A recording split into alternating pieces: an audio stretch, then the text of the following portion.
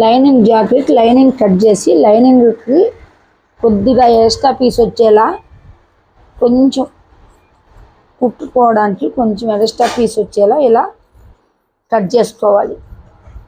ఏ పార్ట్కి ఆ పార్టు. ఇది వెనక పార్టు.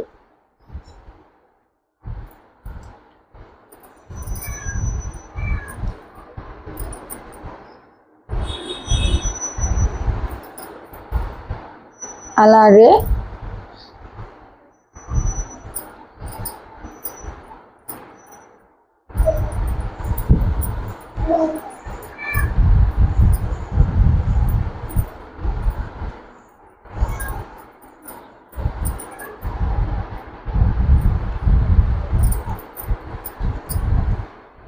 ఇది ఫ్రంట్.